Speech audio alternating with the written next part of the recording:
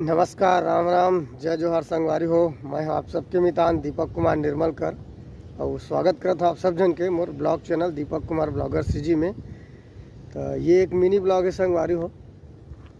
आज 3 जून 2024 रात्रि में बहुत अच्छा लगी ठंडा, काबर की अब मानसून के जो टाइमिंग है आगे है और गर्मी भी उतना नहीं लगी से रात की मोला। और ज़्यादा से ज़्यादा ठंडा रही से ना तब मज़ा आते संगवारी हो, है ना।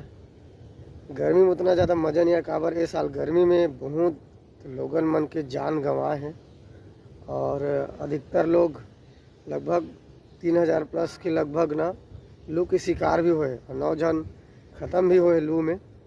9 टप्पा जन अभी निकली सो में और अभी भी एक आध दिन शायद बचे हवे।